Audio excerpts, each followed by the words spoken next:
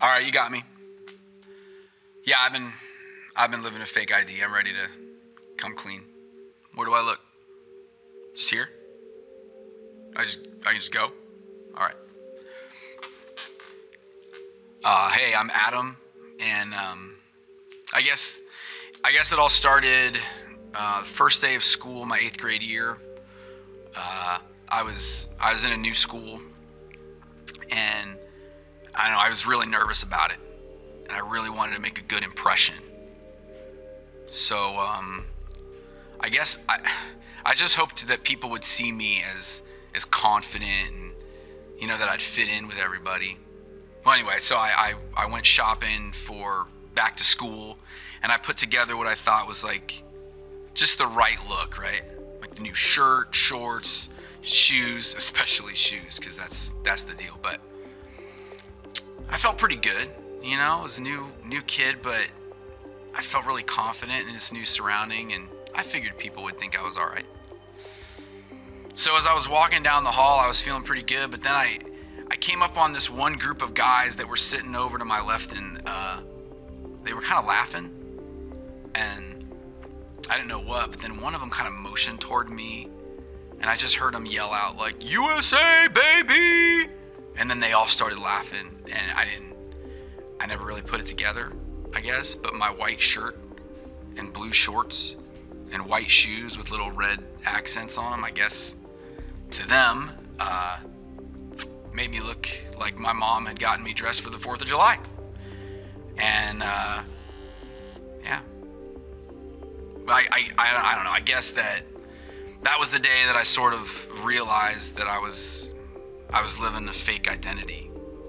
That I was letting what I had, like my stuff, define me or try to give me significance. I guess I thought if I had the right stuff and looked the right way, that, I don't know, it'd give me some value to those guys. Guess not. That's all I got. Can I be done? Hey friends, I'm Adam, and that story is true. That actually happened to me. And it's more than a story of just how people can be unkind or how your words can hurt others. Yeah. To me, it's a story about how I was finding my identity in the wrong place. That I somehow confused myself into thinking that what I had was somehow connected to who I was, right? And that's a really easy fake ID to live out. I think a lot of us fall into the trap. I don't think I'm alone. In fact, let me just ask, just be real with me, just you and me, all right? It's cool. Have you ever felt like you fit in a little better because you got a new phone? Or maybe you had just an extra little bit of swagger on a certain day of school because you finally got those new shoes you'd had your eye on for a while? Or maybe you're just feeling all kinds of confident because you got a new pair of those extra special stretchy pants everybody seems to need. Well, whatever it is, I think we can all relate at a certain level, but listen, this is just another fake ID. It's just another way that we convince ourselves that we can find our meaning and our value and our purpose in something that isn't God. Well, that's why we've called this series Fake ID. And what we're doing is we're just kind of setting up this interrogation of who we are. And hopefully along the way, we're uncovering truth about who God says we are so that we can fight all the fake IDs that are just so easy to fall into living like they're true, right? And today we're specifically fighting the fake ID that what you have, your stuff, somehow relates to who you are. That it somehow defines you or gives you meaning or significance. Jesus actually deals with this in a story that he tells in the book of Luke, chapter 12, verses 13 through 21. So here's what I want you to do for the next couple of minutes. I just want you to read that passage along with your group. And as you read, I want you to do two things. The first thing I want you to do, I want you to look for clues that would suggest that the guy in the story is allowing his stuff to define who he is. And the second thing I want you to do, I want you to share with your group how you would have done something different if you were that guy in the story. Sound good? Let's do it.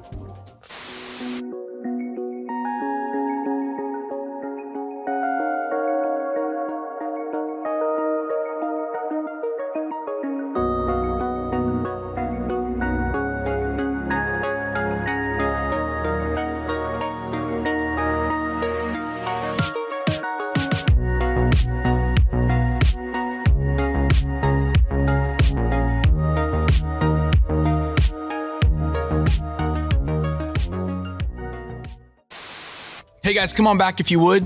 Well, just for a second, I wanted to talk to you about this guy in the story. And here was a guy who had a lot.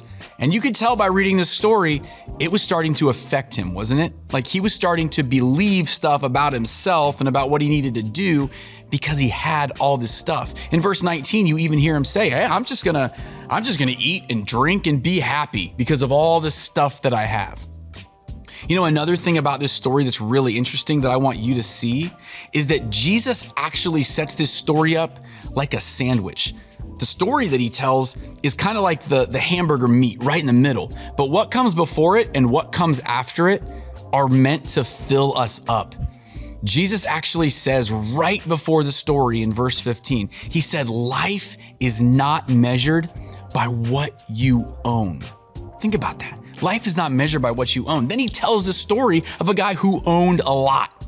And then he finishes in verse 21 by saying, yes, a person is a fool to store up earthly wealth, but not have a rich relationship with God. You guys, this is a fake identity that this guy had to wrestle to the ground, but he didn't have time to.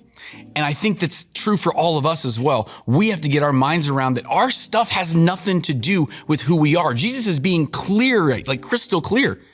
Your stuff isn't enough. Your stuff will never be enough. He's actually doubling down on what he told us in Matthew chapter 6, verse 19, when he was like, hey, don't just get a lot of stuff for yourself because in this world, your stuff breaks down. Like bugs eat it. It deteriorates, it breaks, people steal it, it won't last. It's not that stuff is necessarily bad. It's just that when we try to find our significance in our stuff, when we try to live like that can define us, it'll just let us down 100% of the time because it doesn't last. Now look, I bet if I were to ask you, hey, are you rich? Most of you would probably say, no way, dude. Not me, not rich. And I'm not here to convince you that you are. But I do think that there are some similarities in how we feel about the things that we have, that we can also draw similarities to this guy in the story. So let's just do this. Let's just assume that at some point in your life, whether it's now or sometime in the future, you're gonna struggle to fight this fake identity that who you are is connected to what you have. For the next couple minutes, can I just share with you a few things that have helped me fight this fake ID over the years? Because for me, the truth is, this has been a fake ID. This sometimes still is a fake ID for me, and I figure it probably will be in the future as well. So here are 3 ways that I have tried to set myself up to battle against this. The first is just to give stuff away. The book of Acts tells us that it is more blessed to give than it is to receive. And throughout my life, I found that to be true too. Let me just ask you for a second, how many pairs of shoes do you have? I'm not trying to make you feel bad, but just be honest. Is it more than 2? More than 3? 4? 5? What are we working with? Just think about it in your mind for a second. Let me ask you, do you wear them all? Do you need them all? What if you would just go through your shoes and pick a pair or 2 to give to somebody who doesn't have what you do? And if you really want to stretch yourself, try giving away something you actually like, something that you still wear or use or actually kind of dig. You will find that when you give to someone who doesn't have what you do, God can do amazing things, but you have to be willing to take the step to do it to find that out. Hey, the second way that I think we can fight this fake ID is to serve people. Pull your neighbor's weeds, or do the dishes without being asked, or pick up after the dog. Maybe talk to your coach or your student pastor about getting involved serving in our kids ministry. Or hit up your parents and see about maybe going on a family trip to build houses in Mexico. There are so many ways that you can serve. And here's the crazy part, man. You will start to see your stuff so differently when you serve people, especially if those people don't have the stuff that you have. Find ways to serve. And the last way that I'd suggest for those of you who are on social media, I would suggest taking a break, like a real break. I'd even recommend like a month. If you can't do a month, if that's too much, start with a week. And then at the end of the week, maybe challenge yourself to go another week and then another week. Just see how that goes. You might be asking, well, what does social media have to do with this issue of my stuff defining who I am?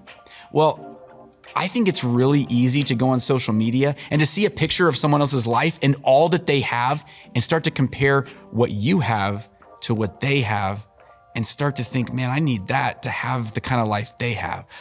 That comparison game is no way to live, I promise you. And the hard part is, no matter how old you get, it never goes away. So consider giving up social media for a time just to see if that maybe helps you fight against this fake ID. Christ-centered difference makers, I want you to hear me say this. Your stuff will never be enough. It can't define you. It can't give you significance, and it can never ultimately fill you up. Only God can. And the truth is that God has put this desire in every single one of us for more. But not more of the temporary stuff this world can offer, more of Him. And when we choose to fill our lives with more and more and more of Him, what we'll see is that we get a much clearer picture of what He says about us, about who we really are. And these fake identities, they just slip away as we live into our real identity as a son or daughter of the King of a kingdom that will last forever. It's so easy to settle for less than that. But Christ-centered difference makers, today, I want to encourage you, live into your identity as you fight these fake IDs.